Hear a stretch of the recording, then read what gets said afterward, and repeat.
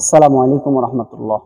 সম্মানিত দর্শকবৃন্দ, আজকে আপনাদেরকে আমি জান্নাতের খাজানা সমূহের মধ্য থেকে একটি খাজানার কথা বলবো, একটি আমলের কথা বলবো, যে আমলটিকে রসুল করিম সাল্লাল্লাহু আলাইহি ওয়াসাল্লাম জান্নাতের খাজানা বলেছেন, জান্নাতের ভান্ডার বলেছেন।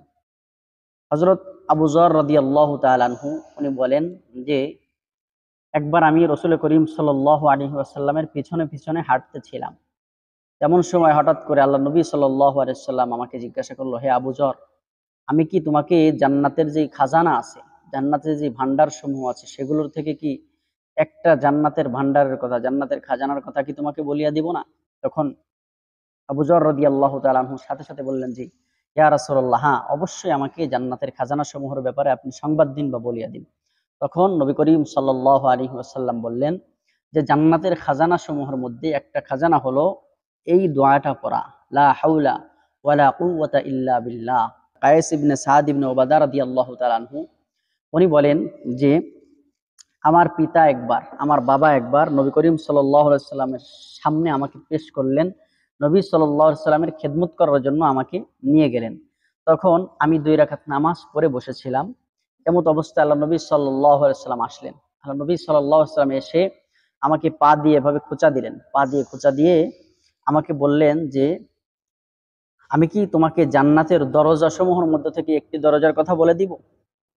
জান্নাতের দরজা সমূহ হইতে একটি দরজার কথা কি তোমাকে আমি বলে দিব না? তখন আমি বলিলাম, ইয়া রাসূলুল্লাহ, অবশ্যই বলিয়া দিন। তখন আল্লাহ নবী সাল্লাল্লাহু আলাইহি সাল্লাম বললেন যে তুমি এই দোয়াটা পড়বে বেশি বেশি, লা হাওলা ওয়ালা কুওয়াতা ইল্লা বিল্লাহ। এটা হচ্ছে জান্নাতের দরওয়াজা সমূহের মধ্যে থেকে একটি দরওয়াজা।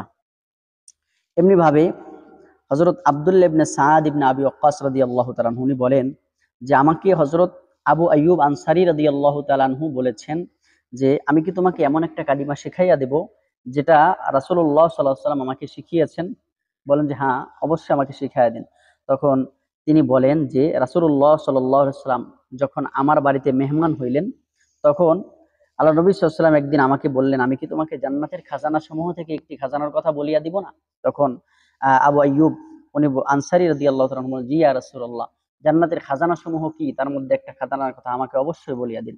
তখন আল্লাহ নবী সাল্লাল্লাহু আলাইহি ওয়াসাল্লাম বললেন যে তুমি লা হাওলা ওয়ালা কুওয়াতা ইল্লা বিল্লাহ, এই দোয়াটা পড়বে। এটা হচ্ছে জান্নাতের খাজানা সমূহের মধ্যে একটা খাজানা। সম্মানিত দর্শক, আমল ছাড়া জান্নাতে যাওয়ার কোনো উপায় নাই। এজন্য ঈমানের সাথে সাথে আমলেরও প্রয়োজন।